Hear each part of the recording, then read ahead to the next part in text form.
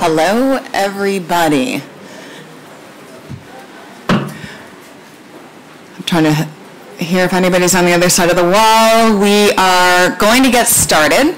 I'm Katie Sullivan, Managing Director at AIDA, and really pleased to have everybody here tonight, but also over the course of this week.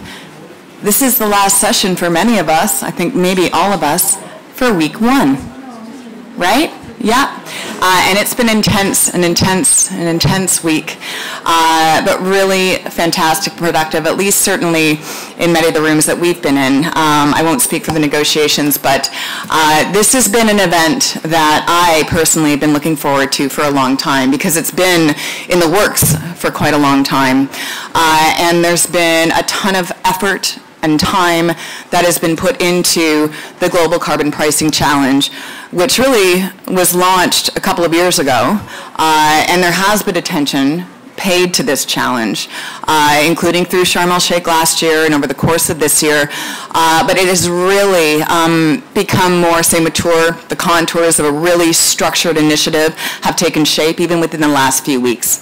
So it's my pleasure to moderate today's session, and the focus is the GCPC, but really a GCPC exchange, really of best practices, lessons learned around implementing carbon pricing. And we have a fantastic lineup today of folks who have really been in the trenches around carbon pricing across different regions, and also just expert bodies who cover carbon pricing quite heavily.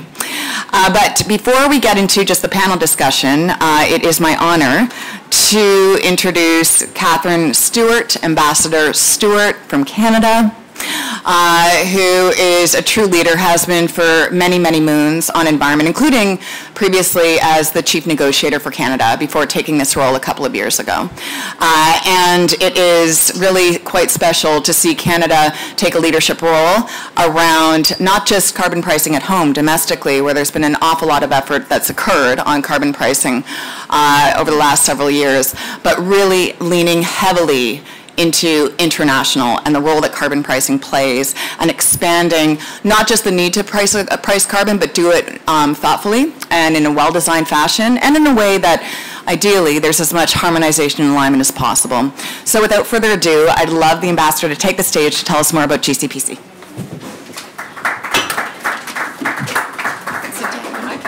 As well. Maybe I will have a seat. Now that you mentioned we're at the end of week one, it's just so exciting, but I will be staying on till the very end. So thanks very much, Katie, and it really is really nice to be here. It wouldn't be a COP if Katie and I weren't doing something jointly together, so it's really nice to continue our close collaboration on issues that are really, really important to all of us. And it's great to be here with partners and friends of the Global Carbon Pricing Challenge. And as you should know, or may already know, the Global Carbon Pricing Challenge, the challenge itself is all about ensuring that we have 60% of our emissions covered under some kind of carbon pricing regime by 2030. So that's the challenge that we've launched, and we're looking for more partners and friends. And Prime Minister Trudeau launched it at COP27. We had a really good panel discussion with Chile and others. And then today, I'm very proud to say we now have 11 partners and friends in the challenge. We've got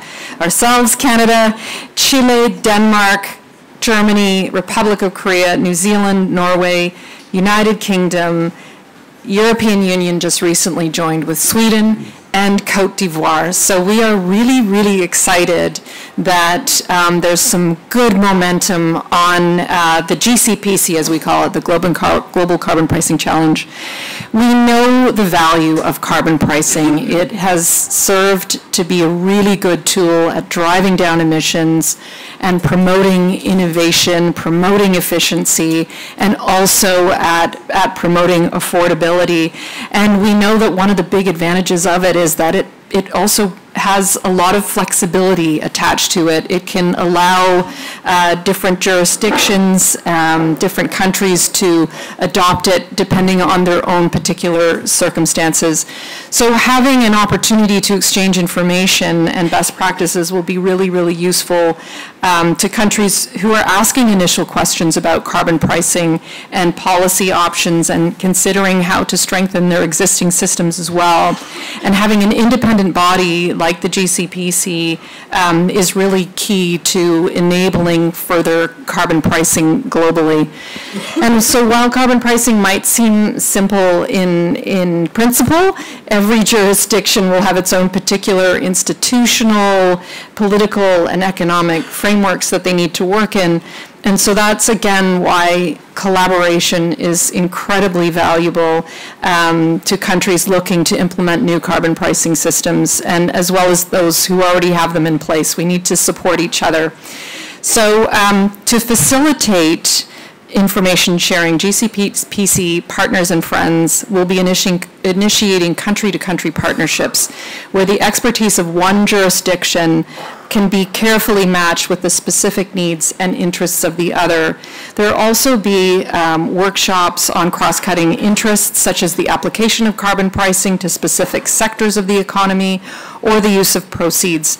So today we're going to hear from the experts. I am by no means an expert, but I'm really looking forward to hearing from experts from around the world to hear their insights and expertise in implementing carbon pricing systems, including the concrete lessons learned, opportunities for decarbonization going forward, and how we can work together through the GCPC and complementary initiatives to best advance this policy globally. So thank you very much for being here, and I look forward to the discussion. And Katie, I guess I put it back to you. Thank you.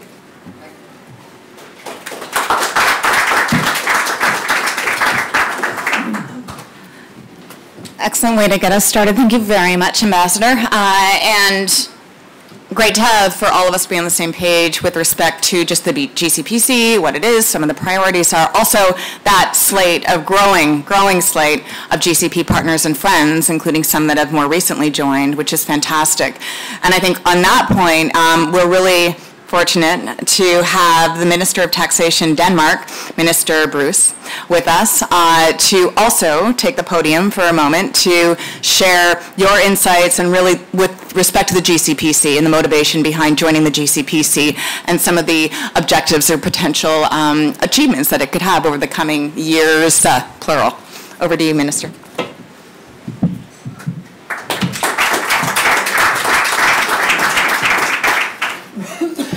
Thank you very much, and I'm very both happy and honored to be able to speak here today.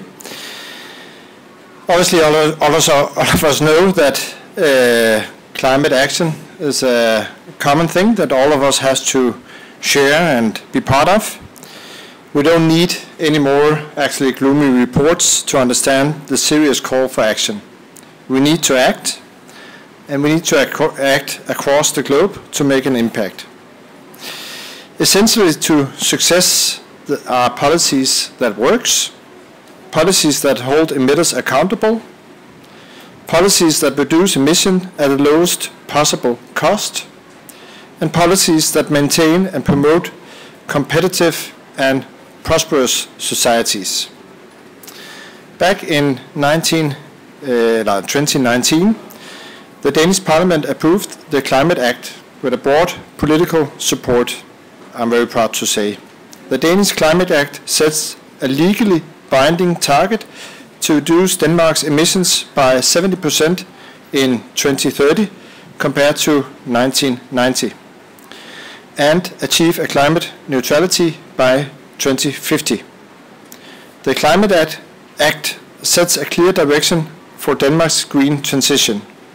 We want to show the world that it is possible to meet ambitious climate targets in a socially balanced way while maintaining a competitive and prosperous society.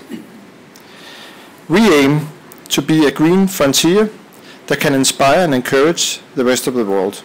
And my message tonight is clear. Introducing carbon pricing is challenging and also sometimes difficult, but it's worth it, because it's precisely a policy that works.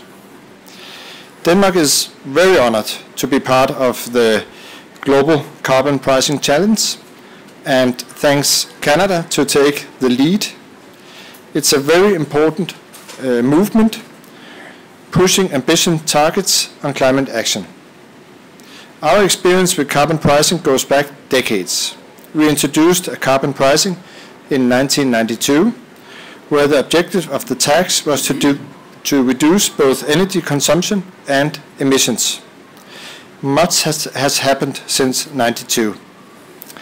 Last year, we adopted the so-called green tax reform, which brings with a higher and more uniform tax on energy and emissions from the industry. Actually, negotiating the green tax reform was the first task that landed on my table, on my desk, when I was appointed Minister of Taxation back in February last year. We had many political discussions on that reform. The level of carbon pricing, how to tackle the effects on competitiveness and carbon leakage, and how to meet our ambitions in a socially balanced way. In the end, the reform was adopted, backed by a broad political support in Parliament, and that's of course also something that we are very proud about. The negotiations brought us to a harmonized CO2 tax that is supported by a minimum price that is tied to the EU's emission trading market and will correspondingly be modified if the market acts differently than expected.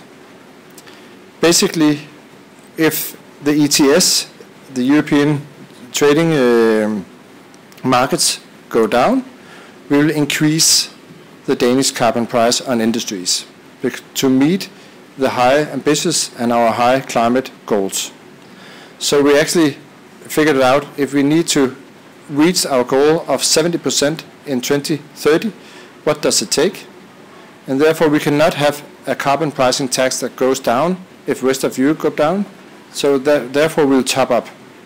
So it's a kind of a minimum carbon price for the Danish industries. Obviously, some businesses will look at this and think that it's very burdenful, and some sectors will doubtlessly be affected more than others.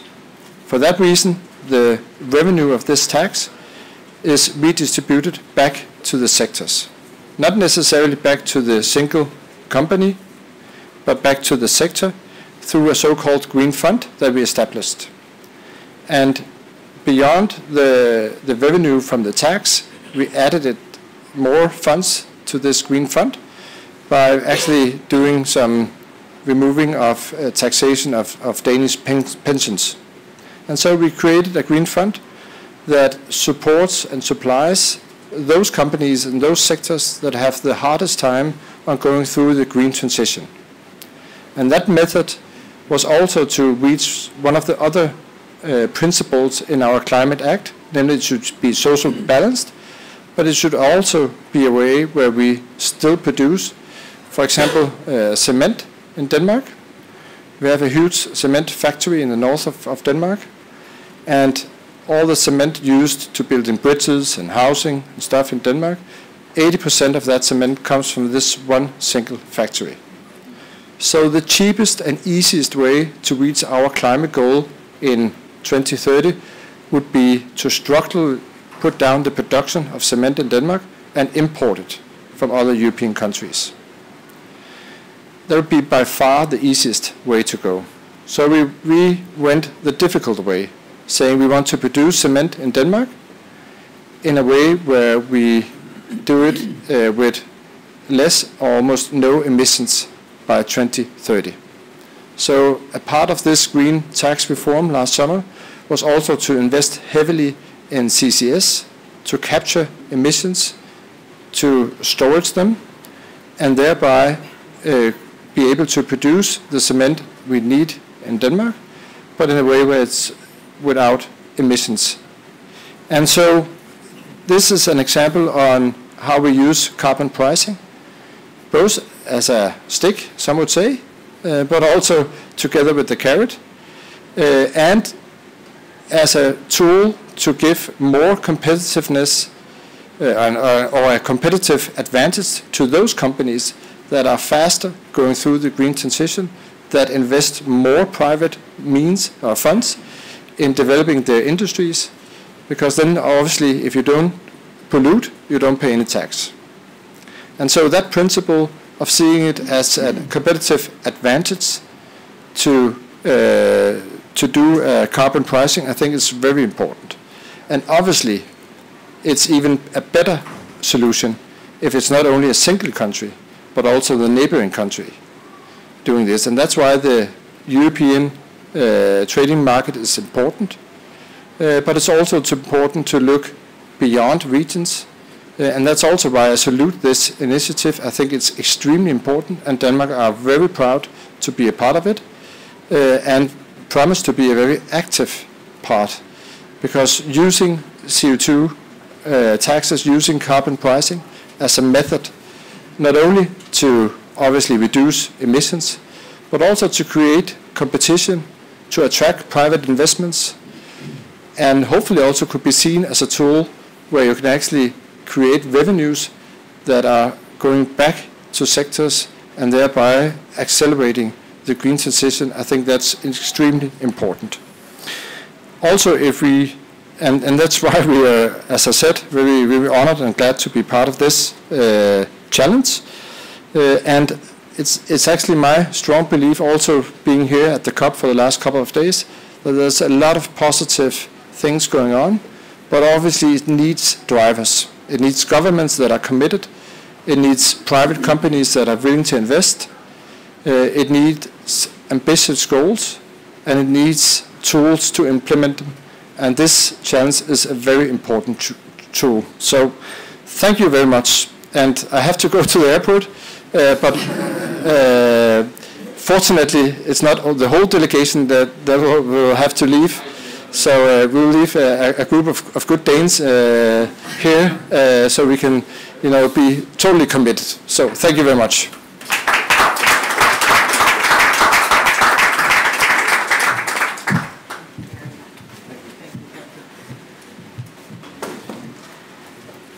Well, thank you very much, Minister.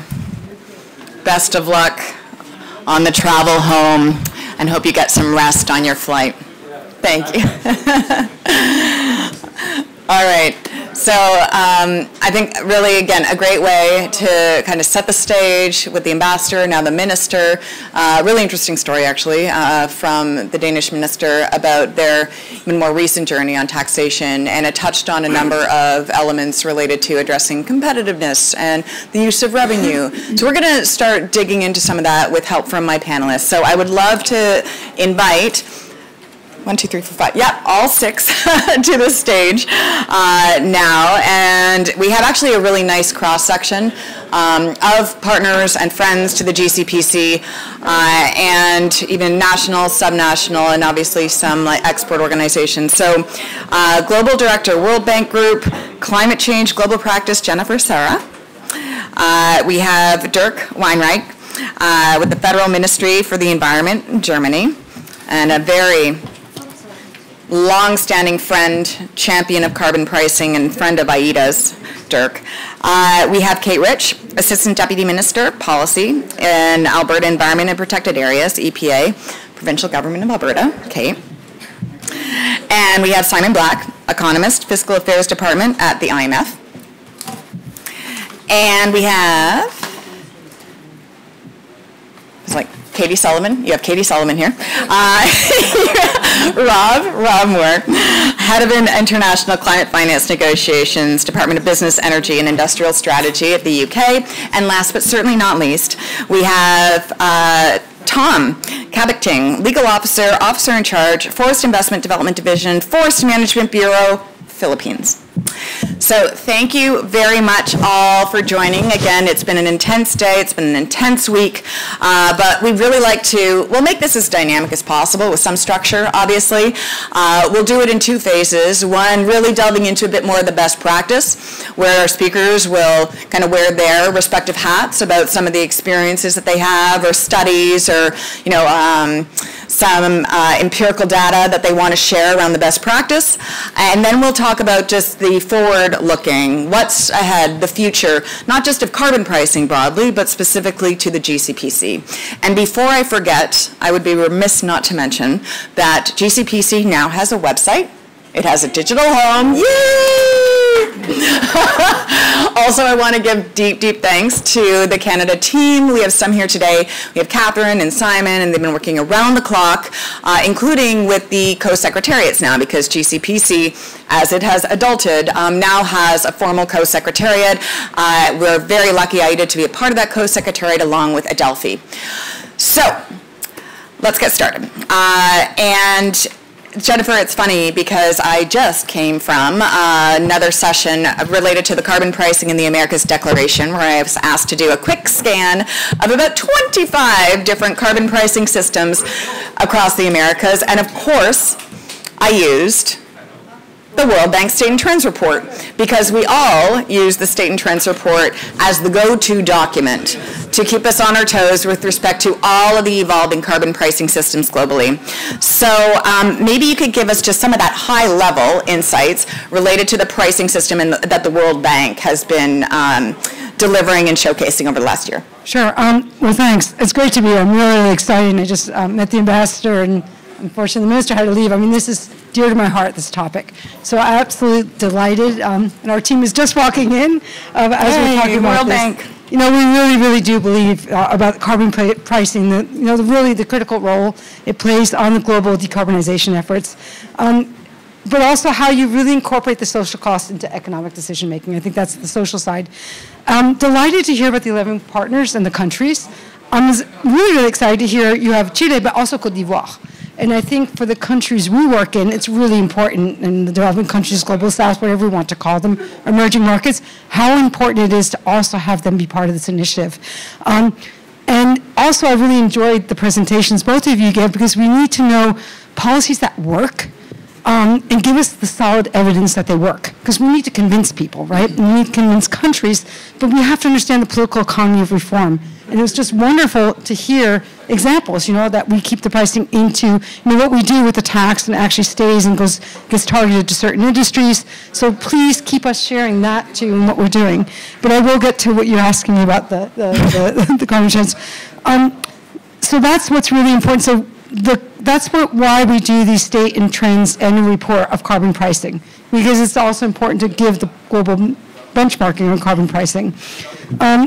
The good news, that we've seen a lot of progress, and 10 years ago, only 7% of global greenhouse gas emissions was covered by a carbon tax or emission trading system. That's only 7%. What is it today? It's much better. It's a quarter. I mean, maybe you say quarter's low, but it's much more than it was 7% 10 years ago. So we have a quarter of all global emissions are covered by these types of instruments. Also, what's exciting is that the revenues from these instruments have increased nearly 500% over the same time period. And in 2022, there was a record high of $95 billion was generated from these types of instruments. And so that really does highlight the power of carbon taxes and emissions trading schemes to raise revenue, to drive innovation, and help deliver on broader sustainability and development goals.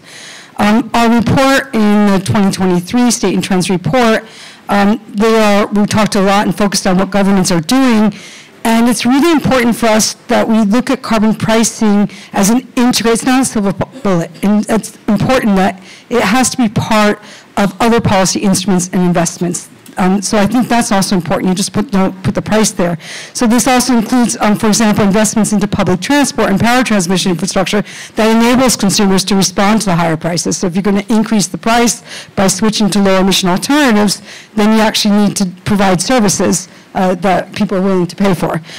So that was just an example. And so we put that governments are really, we're seeing that in the 2023 report, that governments are prioritizing the policies that provide this direct signal to reduce emissions, even despite a really difficult economic and geopolitical circumstance.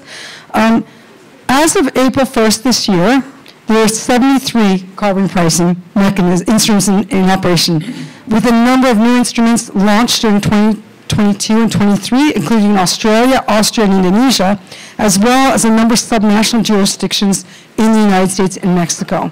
And we're seeing very promising signs in the countries that we really focus on investigating the potential for carbon pricing. This includes Malaysia, Vietnam, Thailand, Turkey, India.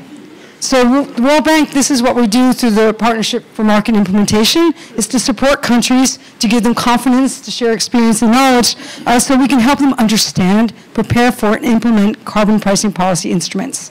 But we also know that there's good signals, but we need greater ambition. The prices are way too low.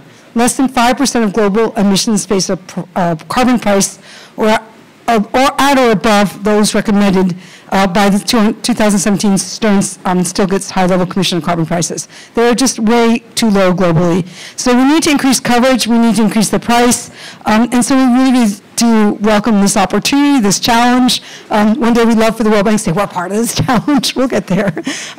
So we really do want to help reach the 60% coverage. It's an ambitious goal, but we're here to work with you to get there. So thank you. Wonderful. Thank you so much. Jennifer and your team, I can't even imagine not working with the World Bank team across a whole host of jurisdictions and carbon pricing issues. And I'm glad you mentioned the PMI, which is another, again, really, really key initiative in this space. So let's go to, actually, Kate, I'll go you first, and then Simon, I'll tee you up. You heard Jennifer speak briefly to really more the revenue piece, but also ensuring complementarity. So you have carbon pricing, and then you have all these other measures that are absolutely required. Even someone who is, lives and breathes carbon markets and carbon pricing, we realize it's not only that needs to get us to where we need to go. There has to be these other measures and sticks and carrots and all that stuff, but the complementarity piece is important. It's also hard, right, to avoid the overlapping and the duplicative piece. So first I'll go to Kate Rich. Again, Alberta, system in place since 2007. Right, so there's a lot of experience that's been born out of the good old Alberta system. But maybe, Kate, you can touch on these other policies and measures ensuring that complementarity in Alberta, and keeping in mind it is a subnational, right? And then Simon, I'll go to you from the IMF perspective. And we will have to share microphone. No, it's all good, and I need a microphone because I just have a little bit of a voice problem today. Cop voice, yes. Yeah, a little cop voice. But I mean, I'm going to start with the complementary, but then bring it back to carbon pricing and why it's such a good foundation. So absolutely, like when you're thinking about any of this, you do have to think about what's the right tool for the problem. So if you've got a specific issue to tackle, like we have renewable targets, renewable energy investment targets for Alberta. We had coal phase out as an example for some targets. We have an oil sands emissions limit because we have an oil sands sector in Alberta. We have many policies related to environmental integrity and economics and looking at transition of our economy to a low carbon future. But in its foundation is carbon pricing. So I'm going to bring it right back, even though I know you asked that question. And all of it is designed with complementarity. And why I'm bringing it back is one of the pieces that has stayed tried and true over time is carbon pricing for us. So we have an emissions trading system in Alberta that's based on an emissions intensity standards that tighten every year with an increasing price on carbon every year, so it gets more stringent over time. But we started humbly. We started at $15 a ton and a 12% improvement in emissions intensity by product. And now, well, I mean, translating the emission intensity is a little bit tougher to do because we've done a step change from that 12% of a baseline way back in 2004 to now a 14% of a baseline in 2013. But our price is now $65 a ton, and we're en route to $170 a ton. So the stringency has been increasing, the coverage has been increasing, a lot of the details about trading have been increasing, and the sophistication has been increasing. But what hasn't changed is the basic design. The basic design does enable growth, does enable greening, does enable investment, and it's stable. And in pulling that forward, that's how you get the investment for change. You still get the investments for the growth that you want in your economies and for your population, but you get that green change along the way. And that's what really is important to us in saying why we've picked carbon pricing. And I could tell you it has gone through the ringer in discussions. And I will tell you, being the first is hard.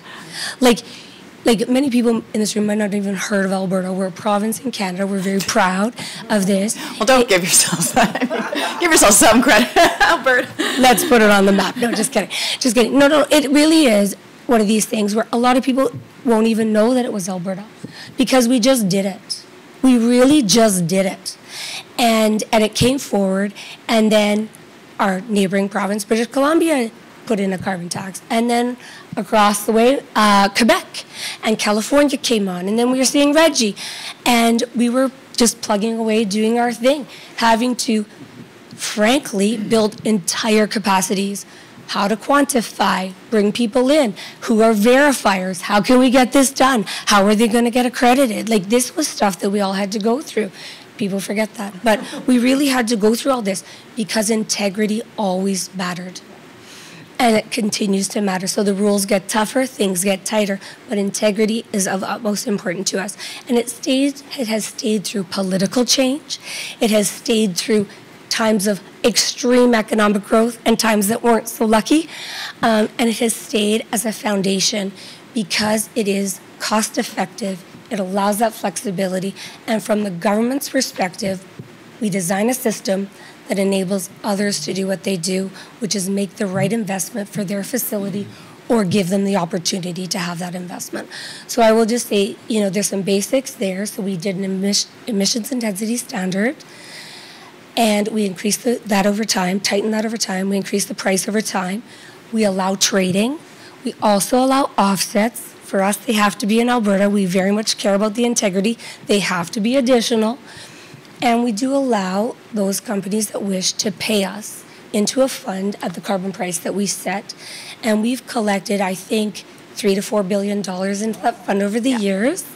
We have invested about $2.6 billion into clean technology because that's the point here, so we want to double down there.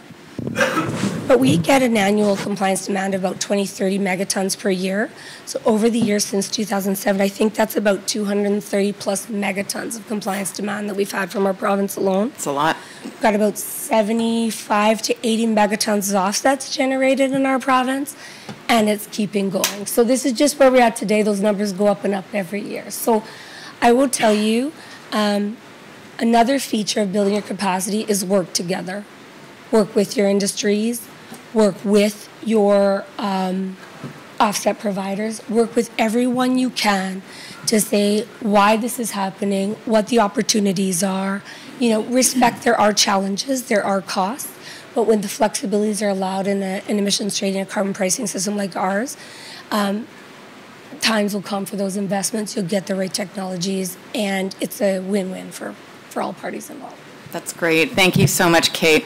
And it really is remarkable to see how it's evolved, but also weathered many, many, many storms, right? And the experience is some quite unique, where there's a lot of jurisdictions internationally that are hungry for some of the experiences that are born out of Alberta. Again, since 2007, that's a long track record. Simon, like this might happen to some of you at a COP, where you see somebody and you say, I know you from somewhere. We were on the stage at GCPC last year in Sharm el-Sheikh, and actually it was the UK had just signed on and was, supportive. So last year you obviously had, reams of information that you had shared from the IMF, right? And I have no doubt that over the last year there's been some new data analyses and some of the positions that IMF is feeding in to various parties related to carbon pricing. So why don't you tell us what that is? And again, the question was related to carbon pricing and just the complementarity with these other measures. Sure, thanks for that. And thanks everyone for coming and for inviting me to this esteemed panel. Just to take a step back, I just want to say I think we really support the GCPC and the ambition to really raise carbon pricing globally in terms of emissions coverage. The increase from 7% to 25% is a big increase, but we need to get it significantly higher. Additionally, when you think about the actual price within the covered emissions and you include the unpriced emissions, the global average carbon price is about $5 per ton currently. And according to our analysis, which we updated for this COP, we need about $85 by 2030 for 2C and significantly more for 1.5C. Yeah. So we do have a very stark challenge ahead of us, but we think this sort of challenge can be an important part of achieving that objective. One other thing I will mention as well is that there has been a real shift in terms of how countries think about mitigation policy. So over the last 10 years, we've seen a huge number of countries set sectoral targets. So instead of setting an overall national target, they've sort of broken them down into individual sectors and then allocated to different ministries. You know, the transport ministry, you have to reduce by X% and you have to reduce by Y%.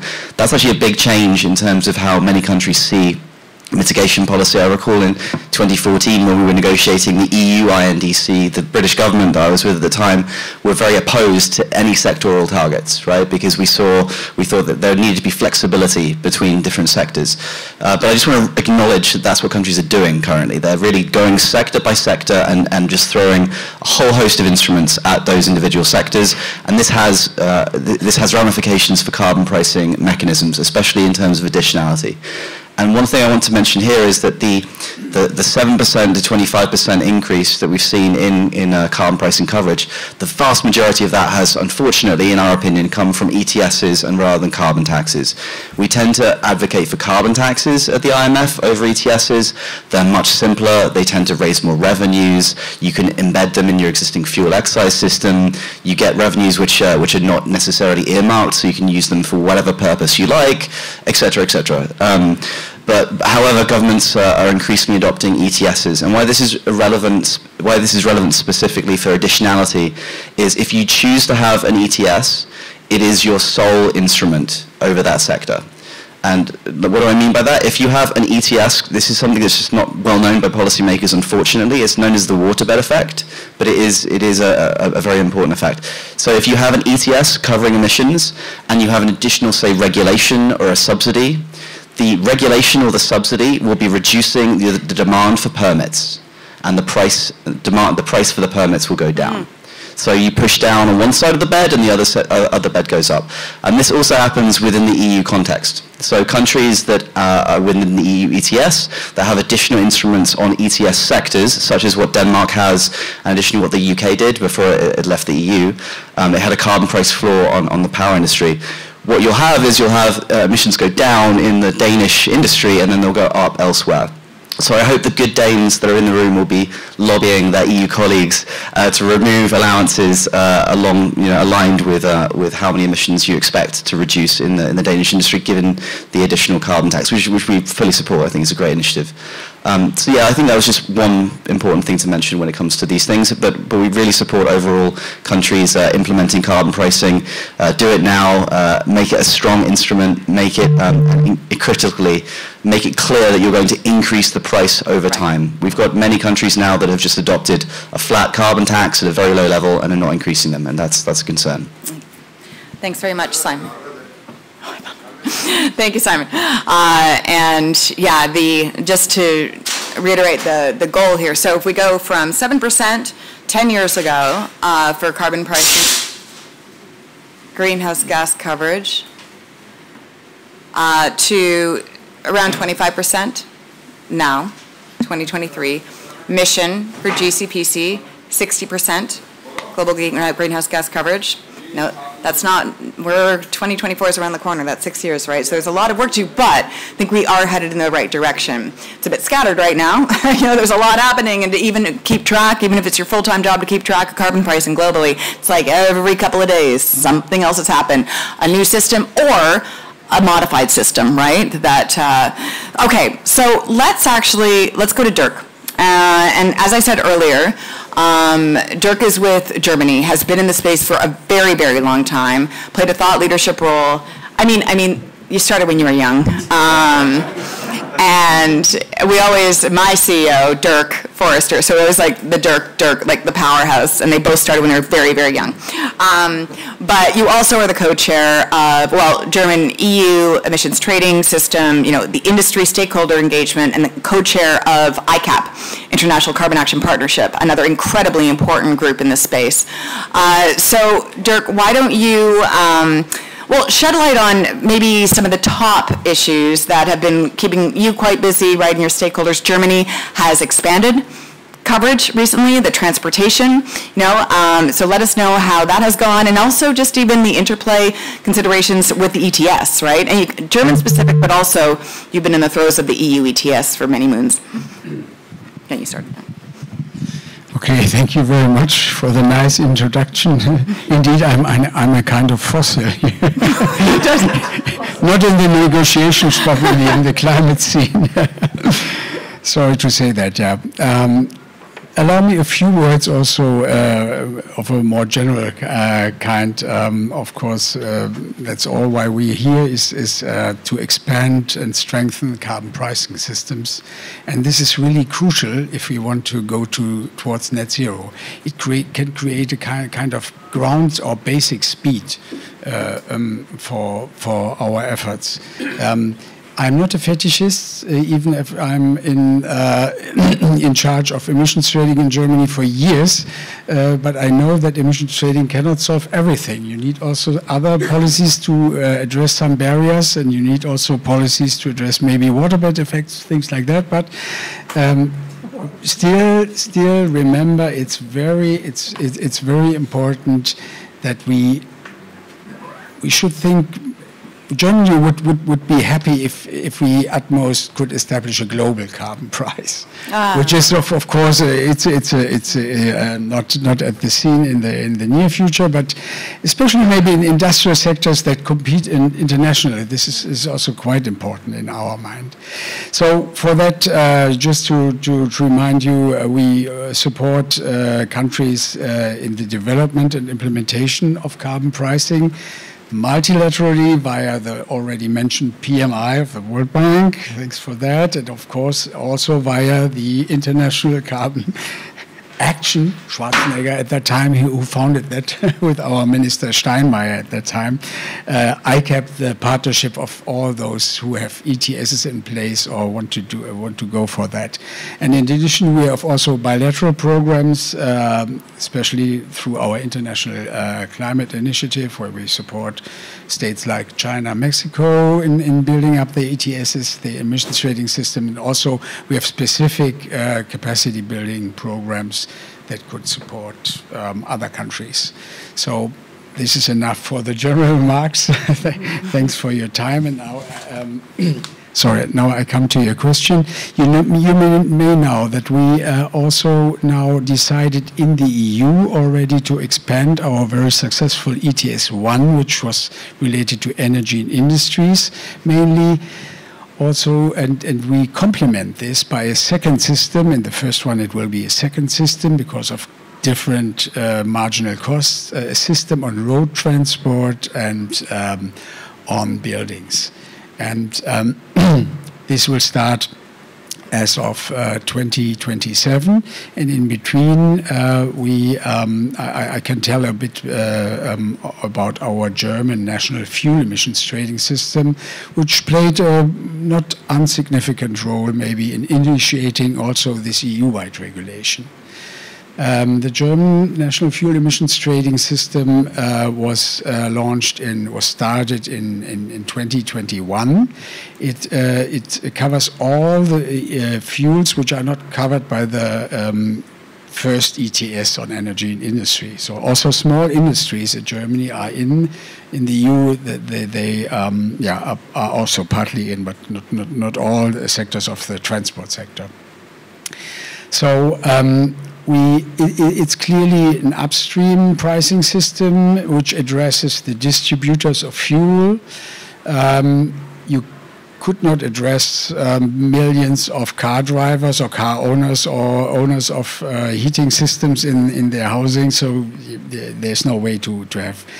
It's of course, by an upstream system, it's always a bit more close to a tax, which is, many of you will know that, and that's also why we started a kind of tax in the initial phase. We started with a fixed price in 2021. At the moment, it is 30 euros in this year. In the next year, it's supposed to be 35 euros, but there's a law, the amendment in place, maybe we will go up to 40, and then 45 in 2025, and then we go to a price corridor in 2026, which runs between 55 and 65 euros, and then in our national system, we were supposed to go over to the real cap and trade system with free pricing.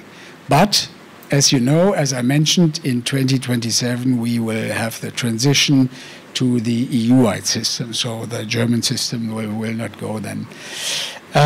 Why is this so important? It should be mentioned that it allowed a smooth and transparent transition into this system, because we just experienced that with some laws on the heating.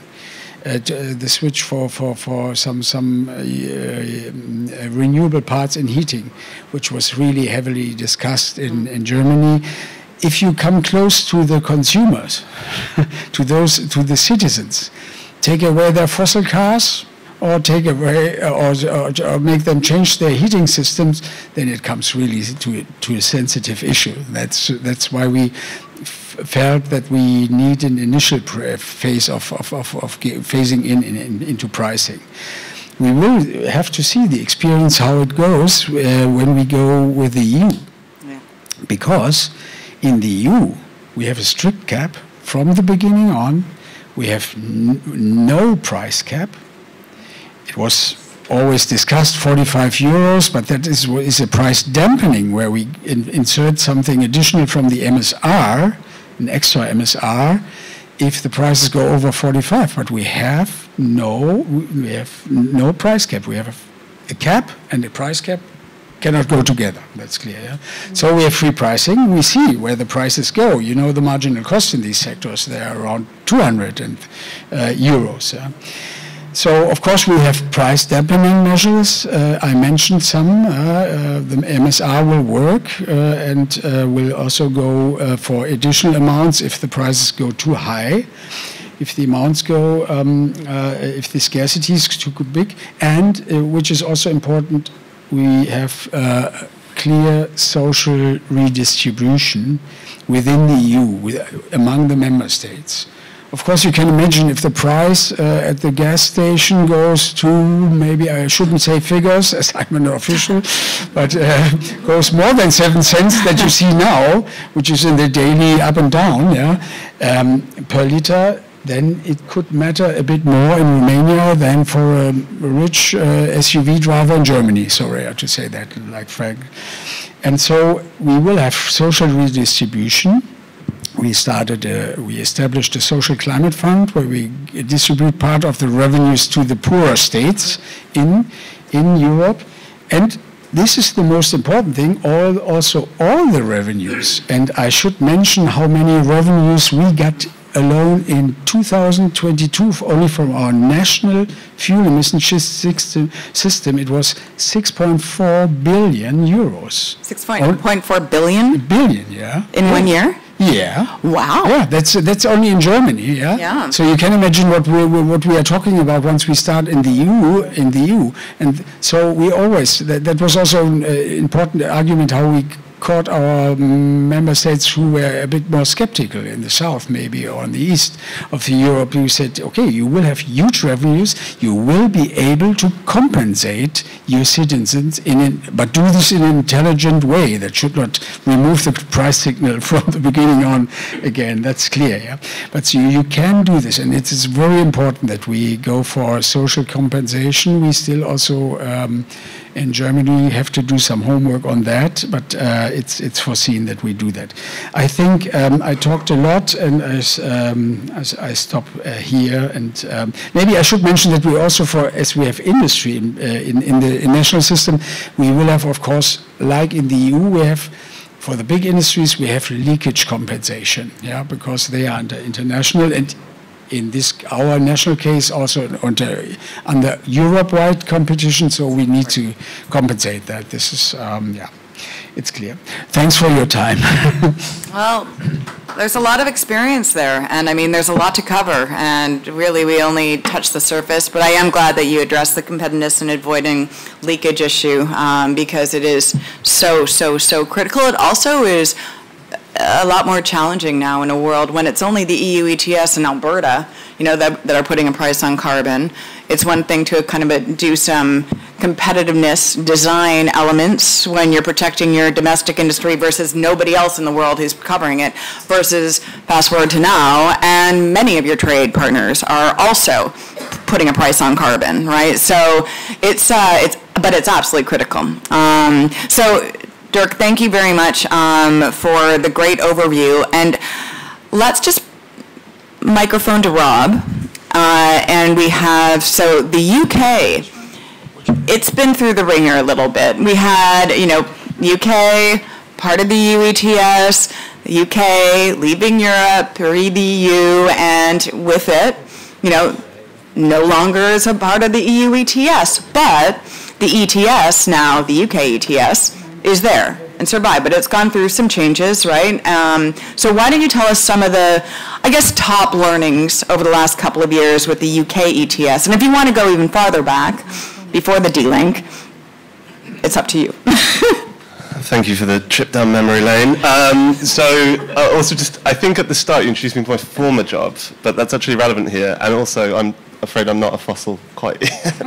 But so I used to lead the UK's climate finance negotiations team, but now I lead our global sustainable finance and carbon markets team in our Department for Energy Security and Net Zero. Oh, interesting. But I'll start with something that's relevant from my old job, which is, just in terms of the context setting, we know that we have a huge financing challenge, and I think one of the first things to bear in mind at the collective level is the ability of carbon pricing to both raise revenue and enable mobilization, and sort of in the politics of the COP, those are both very important things. And just since we're here, I think that's a good starting gambit, so I'll lend in since you raised it at the start. So I'll talk a little bit about very high-level recent learnings in the UK, but my team also provide quite a lot of our international support to partner countries to implement carbon pricing, so I'll talk about some of the lessons from that too.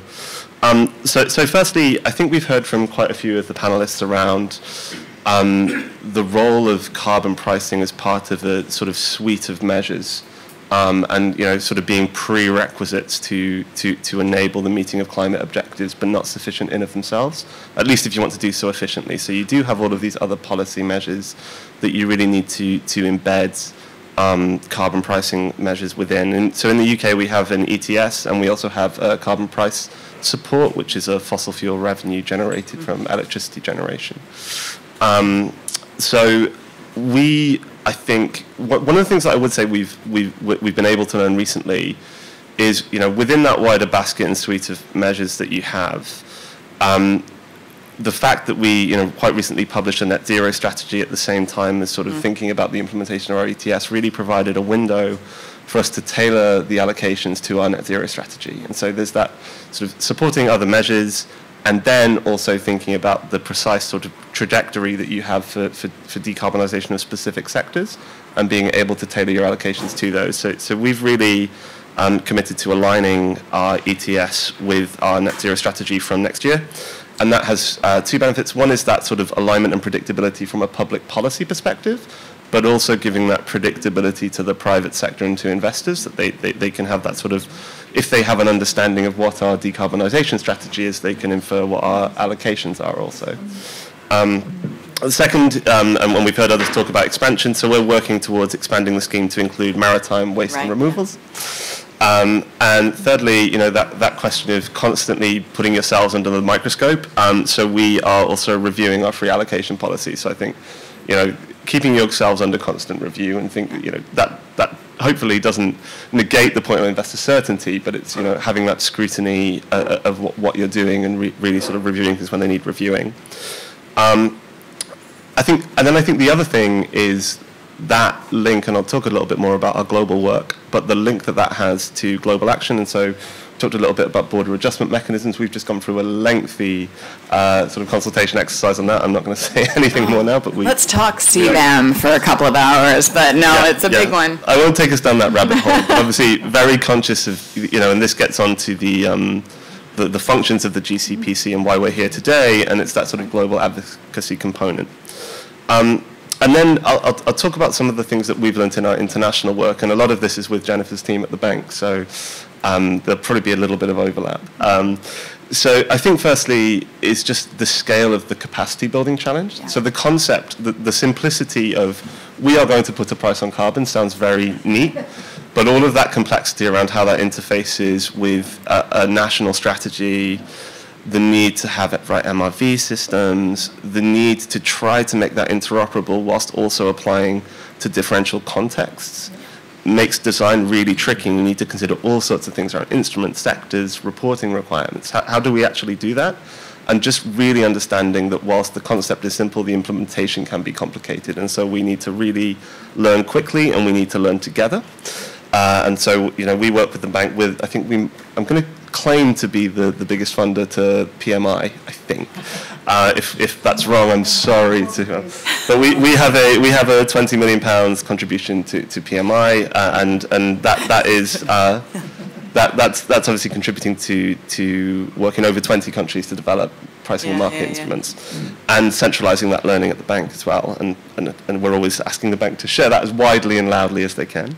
And then secondly, we provide direct bilateral support to around 20 countries to share the UK's experience. I don't work myself on the implementation of the ETS in the UK. It's very focused on international, but our colleagues who do that are you know, constantly working with partner countries to share that learning in real time. And we're going to need to continue to do that and share learning as we go. The second is the importance of just transition. And you know, again, speaking to PMI, we've worked really closely with the bank to center that in PMI bids. And so that means that any bid to PMI now will really include a consideration of just transition implications, and work with countries to mitigate those where they can be. And you know, we know that we've seen all over the world any sort of concern over pricing being implemented in a way that exacerbates social tensions can be very, very tricky, and can delay us for a very long time if we get it wrong. So that's really important. And then thirdly, from an international perspective, the importance of high-level political advocacy, and of empowering countries to have the confidence to take what can be quite difficult decisions. And you know, that I think is the third thing that I would say we've learned about what we need to be successful globally. So we have all of these reports that tell us how critical carbon pricing is to any 1.5 aligned world. Everybody agrees with it. But it's still difficult. We're still not where we need to be. And so really the need for leadership, I think, is evidenced by where we are versus where we need to be. So I think that would be the third learning that I'd pull out. Thanks. That's great. Thank you very much, Rob. And the support, it is quite remarkable, even being in the space for so long and knowing the support internationally for pricing that the UK has provided. Over the last year, AIDA has opened offices in Latin America, so specifically Colombia, but across Latin America is our reach, Africa, and Singapore for all of Asia. And we already had folks in Beijing and Japan. But where the frequency that we see already some partnership and capacity building that's being supported by the UK, it is really quite stunning. And not to say there aren't others that are like constantly supporting, but they really do have quite a broad reach that we see on a regular basis. So do you have to leave? I do. Well, let's finish the panel, but I have another meeting with Washington. Well, we're going to have a rapid round after, but if you have to leave right now. I'll listen to all the panels. Oh, okay. All right, so let's do Tom. Because Tom, you've been waiting patiently. And you are also a very welcome friend. Correct me if I'm wrong, but I don't think Philippines is yet a partner, yet. But Philippines, tell us about, well, the motivation behind joining the panel today and GCPC, what it could potentially bring to support your activities in the Philippines, and also maybe just a quick update about where things stand in the Philippines on carbon pricing right now. Thank you, everyone. It's an honor for us to be part of this panel, actually. And when we received the email, my minister asked us that, did we pledge college last year in Sharm el-Sheikh? And I said, no, ma'am. But they're kind of interested to see where we are right now, a year after. So that's why we're here. And hearing from all my co-panelists right here, kind of inspired, but at the same end also kind of scared to start on. But incidentally, the World Bank has already reached out to the Philippines, not in my ministry. So I'm from the Department of Environment and Natural Resources, but with the Department of Finance. So on the Ministry of Finance, I am part of the technical working group that's going to work with the World Bank and PMI on CPI in the Philippines. We just had our first kickoff meeting a week before COP, and so that's something that we're trying to look into now. Incidentally, it is a prime spot right now in the Philippines because we do have interactions with other studies currently going on now. So we do have a UNDP study on carbon policy, on voluntary carbon market. We have an ADB study ongoing also on, so you can see how busy I am these days. So we have an ADB study going on Article 6 market development and stuff like that. And then we have the World Bank helping us on CPI. So everything's kind of doing its own thing right now, but hopefully in parallel and in synchrony.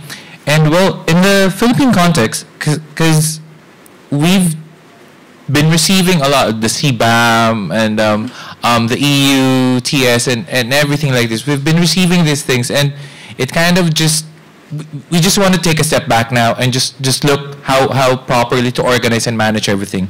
But in terms of actually participating into the international space and institutionalizing it locally, I did identify some 5 barriers that might be something that these are not insurmountable, but these are something that we need to consider highly, especially working in the Southeast Asia region, which I think we share some similarities there. Number 1 is political will. So in the Philippines, we recently amended or updated our tax regulations. We already included quite a steeper excise tax on fuel use, but it was not branded as carbon tax or emissions tax. It was just a steeper use on excise tax on petroleum, and that's it. So it doesn't go to a fund that would go back to, because I see the Department of Environment and Natural Resources as the receiving end of the benefits from having an ETS and a carbon tax policy in your country. So we're not actually the one to collect the tax, but we're the one to receive the benefits from it.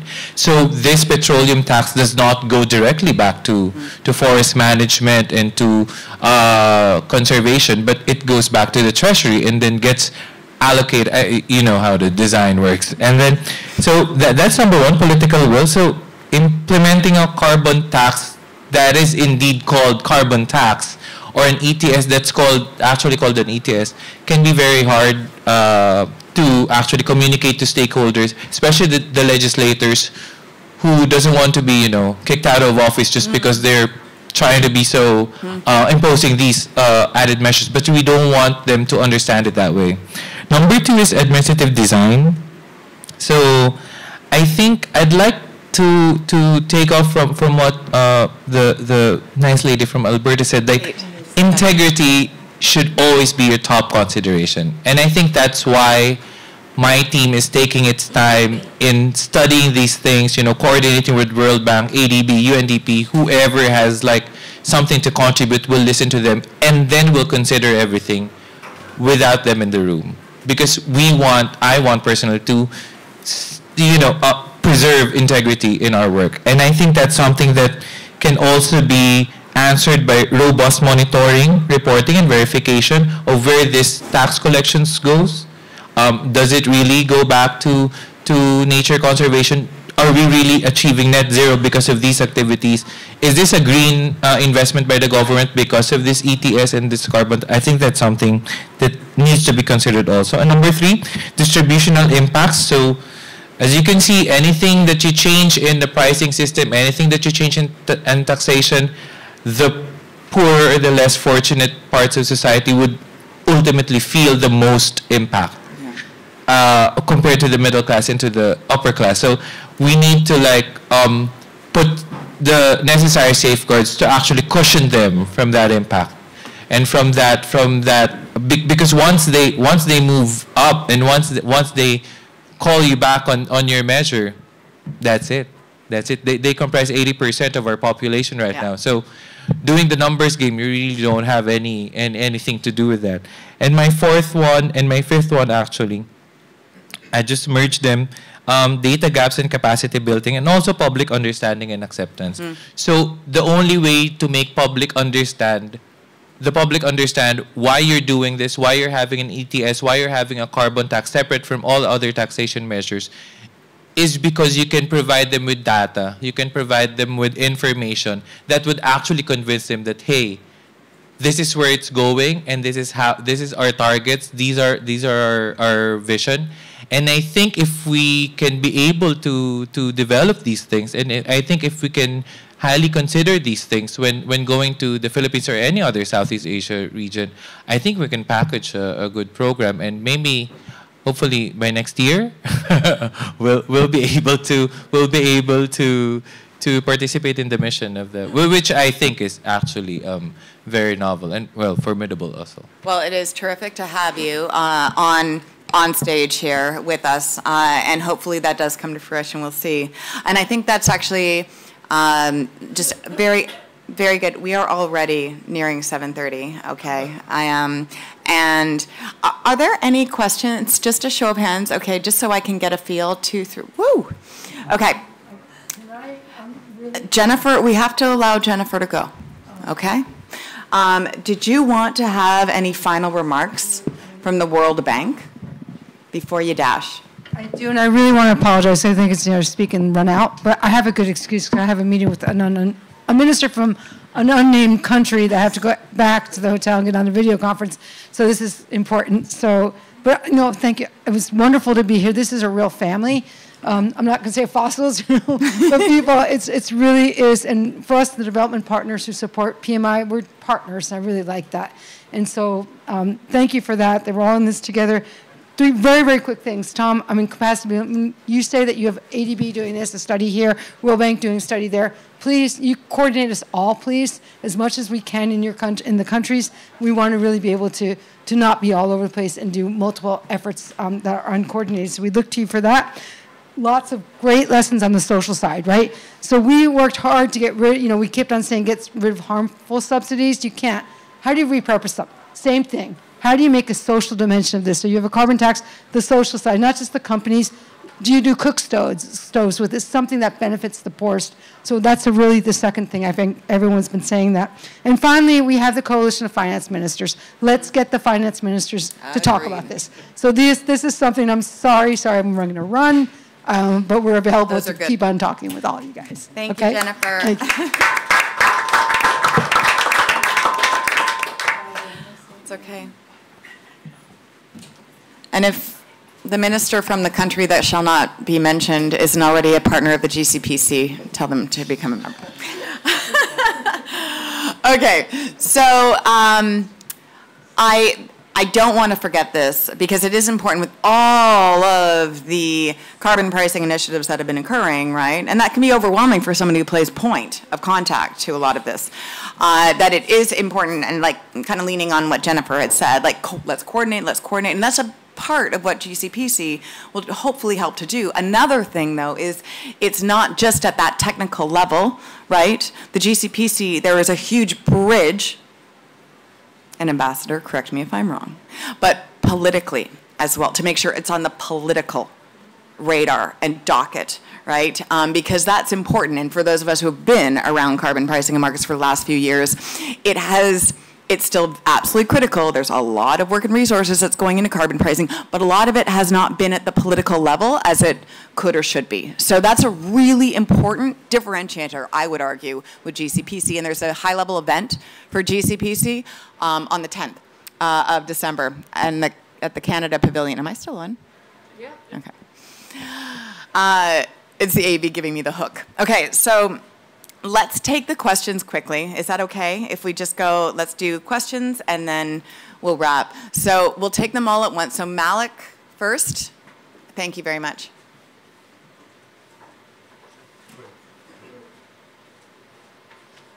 Hello, hello. It's okay, super. So hi, my name is Malik. I'm the co-chair of the AITA International Working Group looking at Article 6. Just two quick questions.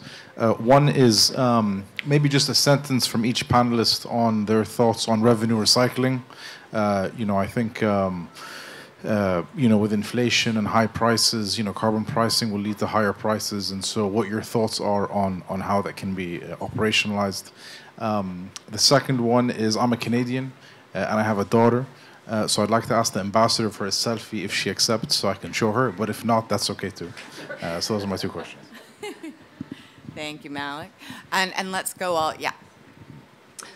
Hello, Sabine Frank from Carbon Market Watch. I know, Katie, you wanted to stay clear of CBAM, but I'll have a quick question about it. Okay. After all, I know this is not an EU initiative, but I heard the EU has joined it, and I'm interested to hear, is the EU CBAM an accelerator somehow for the expansion of carbon pricing? Is that visible? I mean, the EU still has the proof to bring that CBAM is not a protectionist policy, but that it will use it as an occasion to help other countries adopt carbon pricing. So is this happening? And supplementary question, I heard it mentioned that Article 6.8 would be a framework for international discussions on CBAM. Does that make any sense? I mean, is anybody in your initiative thinking in those terms of embedding it under Article 6.8? Or is it irrelevant? Thanks. This side. And we won't have everybody answer every single. No, thanks. And to cut short time, I will provide an answer to the question posed by the colleague at the EMF. Have we Danes thought about the EU and the way it works? Well, yes, because the waterbed effect is currently out of effect, not in effect because of the way the MSR works. So at the short term, this is not something that is an issue, but to sort of look at we're now looking at 2040 and new NDCs. So you say the EU will be looking at a 2040 target early next year. We have, you can say, positions to strengthen carbon pricing, to include agriculture in the ETS, and you can say if there is a waterbed effect, it is, you can say, our chance to fix it. So that is, you could say, something we'd be very active in. And I think this is a great forum to share those experiences within. Some mentioned finance ministries are here. Well, yes, we are here. I'm the Sherpa in the Coalition of Finance Ministers for Climate Action. We had a tax minister here. We work very closely because this is something that you could say finance ministries need to be involved in. So we are very interested also to use this forum to get this out to finance ministries in both the countries here, but also potential partners and so on. So I will keep it short, leave it to you. Great. Thank you, thank you, thank you. And the last one. Thank you. Thanks. This will be a quick one. Thomas, thank you very much. It was very well articulated, your explanation of where the Philippines government comes from. And I think, sorry, I'm Joshua Kilani from South Africa, and I think the South African government is in a similar situation. And I just want to try and, Kate, reconcile what you say about taking your time to kind of digest it and find out where you're at with Kate's advice from the Alberta example to just get started and get in. Because, yeah, the South African government also wants to take their time and, yeah, almost a bit of analysis paralysis. So we, so yeah, how would you reconcile those two point of views? Okay, so let's go last to, you know what I mean. Tom, why don't you take the first one and just respond? Yeah, that is a good question, and that's how I actually think before I sleep at night. Like, am I being too cautious? Am I being too careful? But no, well, I actually got a lot from what Katie said earlier. And I think we're not too. Both feet are there in the pond already. It's just not. We're just checking how it's gonna be. But we actually stepped in already because we've invited already investors who are doing feasibility studies already, pre-feasibility studies already. So on the volatile carbon market, we already welcomed World Bank's initiative on looking into our current financing structure and our current taxing system and how we can integrate ETS and carbon pricing instruments into that one. So I think what I'm trying to say here is that in terms of not rushing anything, I, for one, want to build our local systems first, which is there already, but actually coordinate them into one working system, and then maybe push forward to actually like starting. I'm not afraid to make mistakes. That is not what I'm afraid of. What I'm afraid of is making mistakes and not being able to recover from those mistakes. So that's what I want to do. So I wanna study on because I'm a policymaker by experience and by training, working on policy making for 10 years now for forestry development. And what I've learned in my short experience is that I want to make sure that everything may not be in place, but everything makes sense. So that's where we are right now. Definitely, I don't want us to have the analysis paralysis. But, well, we are kind of wiggling now still. So, and the overwhelming information that we're receiving right now from interested partners and interested donors also makes us think that we should prioritize and organize our efforts first and our goals first, and then maybe achieve the easiest one and then start from there. And then go on up, maybe reach where Alberta is now and where the UK is and the European Union is. So thank you. Thank you. So Simon, why don't you, again, let's just be conscious of time and we'll make this relatively brief, but I'll give you either the revenue recycling or the CBAM. I will avoid CBAM. No, I'll actually take just very quickly just a couple of the questions actually, including revenue recycling, which I think is a really critical issue that we haven't really discussed in this panel. But I was on a panel last night on the distributional impacts of carbon pricing, the incidence effects, and so on. And compensation really is key when it comes to making these reforms just. The just transition has gone from being a concept that was a bad word in the climate negotiations 15 years ago to something that basically the whole swathes of society accept as being essential so that nobody gets left behind. So our key message, or my key message from that panel last night was, done well, carbon pricing can be good for the poor and good for equity. But the done well part is very much contingent on raising revenues, which ideally via a carbon tax, but if you get it via an ETS, then ideally don't earmark it only for environmental spending, because some needs to go to compensation, and actually raise the revenues that you need to compensate and then target appropriately. We tend to advocate using, say, sort of 20 to 30% of revenues to compensate the bottom 3 to 4 deciles, and then use the remaining for increases in lower PIT thresholds, which is very progressive, or for general SDG spending, that sort of thing. That seems to be our standard recommendations. On the waterbed effect, yeah, I think that's great to hear that you've been thinking about this and that your views, the ESR negates that, and the 2040 target, you're thinking about this as well, because I think it's very, very relevant from an EU context. And then finally on the, actually no, so quickly on the coalition.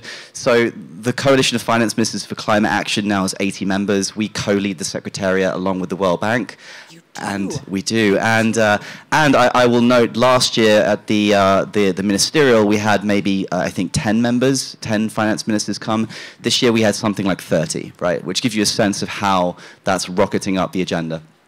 Finally, on CBAM, I'll give you my internal informal view as to whether or not it's accelerated or slowed down action on carbon pricing via our country engagements. So we help dozens of countries think about carbon pricing. We have about 15 different TA projects happening as I speak. And I can tell you many of those projects are from developing countries that have said to us, what is this CBAM thing? Why are they taking all these revenues from us? How can we keep those revenues for ourselves? So I will say I do think CBAM is galvanizing ambition specifically on carbon pricing across countries with some frictions. But nonetheless, I think it is a substantive addition into the international scheme around these things. And one final thing to say is we don't necessarily advocate for border carbon adjustments, but they are preferable to exemptions or to free allocations, which is what governments have tended to use to negate competitiveness impacts. But the best by far is what Dirk mentioned earlier, would be a global carbon price. So an agreed minimum carbon price framework, which you can differentiate between countries depending on development levels. And that's another thing we advocate for as well. IMF has been heavily involved in that. Well done. So let's then go to both Rob and Dirk. CBAM. CBAM. Again. Thought I remember saying that I wouldn't. And then revenue recycling for you. And if you, 6.8, I'll leave it up to you. I might just a word on revenue recycling as well. So just at a global level, I think there is this, huge need to mobilize finance. And if you look at the goals of the Paris Agreement, Article 2.1c speaks to aligning all finance flows with the goals of the Paris Agreement. Carbon pricing is really critical to that. But so is, all of the just transition things that we've heard about today. So both of those speak to those. And I would just add one small thing, which is, in the UK, we do tend to not approach things from a hypothecation perspective, but that doesn't mean that you're not also thinking through how you use revenue. You just might be doing it in an indirect way. So I'll leave that bit there because I know you're in a rush. On CBAM, I would echo that we have certainly seen an uptick in the amount of requests that we get from our posts around the world for support related to carbon markets and carbon pricing since over the last year or so. I will leave you to infer what that may mean. And then on the 6.8 stuff, I'm not in the negotiations anymore, so I don't want to step into a trap, but I would say that there are probably quite a few places within the UNFCCC process where those things can be discussed. So there's a Just Transition Work Program, there's a whole discussion on response measures, and you always have the macro politics floating over everything in this world. And actually, Article 2.1c very carefully speaks to both aligning finance, it speaks to aligning finance towards a pathway to low emission and resilient development, and it talks about the context of sustainable development. So these things are actually all connected in many places. My understanding of 6.8 is that it's more of a space to talk about non-market approaches in general. So, I don't know that it would be a natural home, but who's to say? It's a party-driven process, as we're fond of saying here. Dirk. Mm-hmm. Yeah, okay. I take that.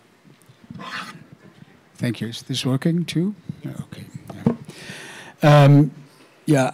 I cut it short on the social compensation. I said something, but just to mention that we just agreed now in the EU that we have to use all the revenues, ETS1 and ETS2, for some earmarked purposes. And in the case of the ETS2, it's not only climate, but also social compensation, just to mention that.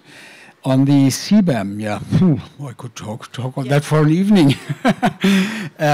Where should I start? Maybe the first remark, there will be a specific event of the Commission in, I don't know which day, but in some days, on the role of how CBAM incentivized pricing and things. That was not our main purpose. We wanted to be fair. When we introduced CBAM, which had its reasons, it was clear that we should say if somebody has known pricing or a part of a pricing, we have to subtract it from that what he has to pay as an importer. I would lie if I did not say that this is also a positive effect that we incentivize a bit to the introduction of pricing. And we see this, of course. You mentioned it and others mentioned it. There is, of course, a significant growth of the deliberations to introduce pricing systems around the EU, but also far away, Turkey, Brazil. I should not mention them all, but it's clearly something happening. This is beneficial.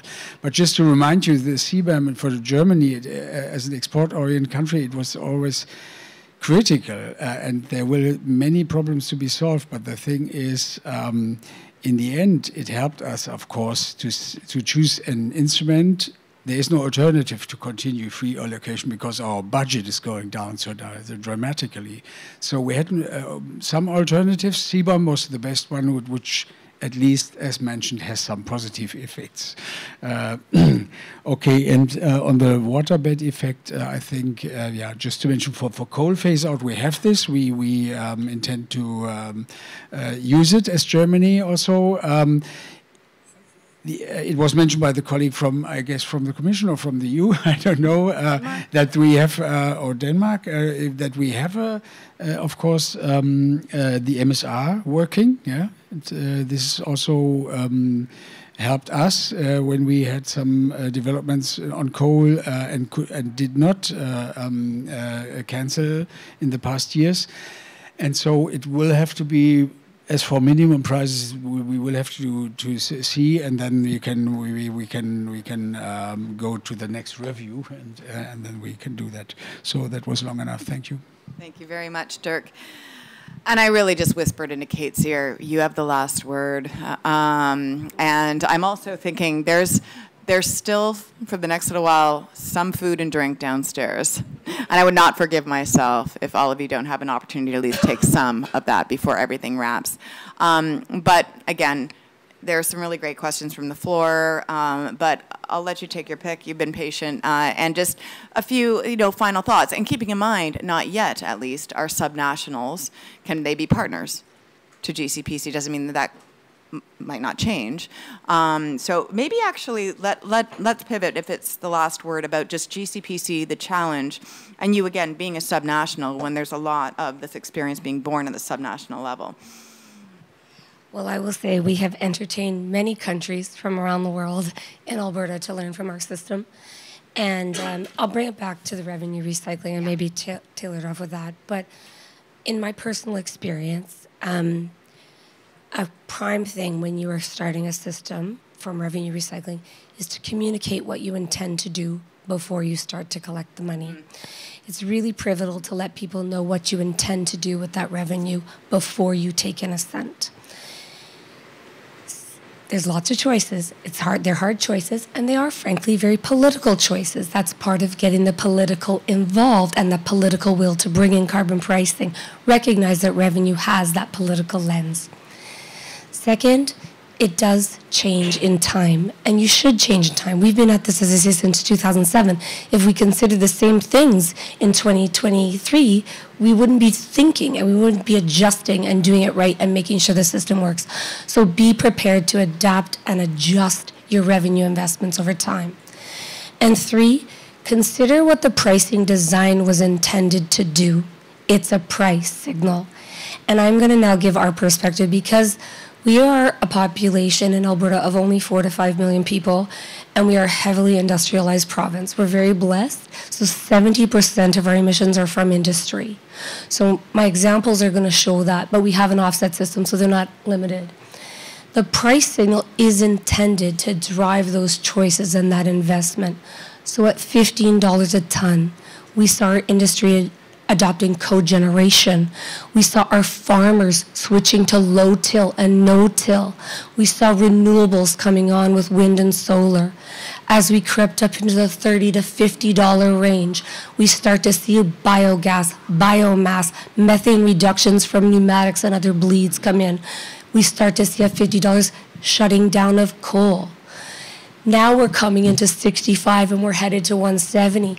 We're starting to talk carbon capture and storage, dare I say direct air capture. We're going into solvents. The technology and the ingenuity of the people globally is impressive, and how carbon pricing can be leveraged to do that.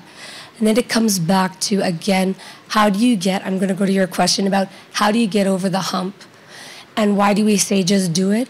It's because those early actions and results affirm the impact, but not only the GHG reduction impact, the jobs impact.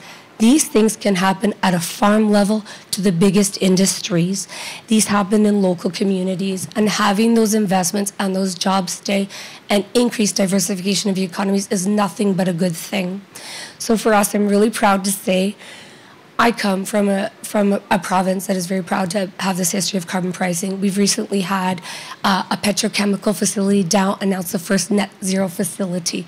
We have an air products hydrogen facility, net zero. Heidelberg Cement producing net zero cement in our province. These are all announcements from the last, well, we're getting the last one at final FID. We're really hopeful. So if Heidelberg is around this COP, you tell them Alberta's the place to be.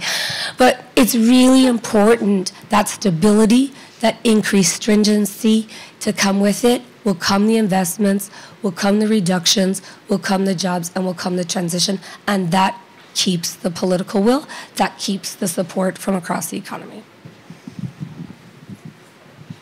Or, as Kate has said many, get her done. Just get her done. But I think that's a great way to summarize the stuff. This has been a pretty heavy session. As I said at the very beginning, last day of week 1, but as I also said, this is the one probably I've been looking forward to the most because it's such a really, really critical and new initiative. It's growing. Hopefully it'll grow quite rapidly. And we'll see where we are with the GCPC a year from now, right at COP29. So you're welcome, friends, partners, supporters. Generally, I encourage you to reach out to Catherine or Simon, or even myself, Aida, to learn more, to get involved. And I just want to thank you, Ambassador, for all of your leadership and commitment on this. It's so, so important. And I would like to everybody to share a warm round of applause to all the speakers. So thank you, Simon and Tom and Rob and Dirk and Kate. And please enjoy the rest of your COP. And if you'd like, if there's still left, food and some drinks downstairs. Thank you.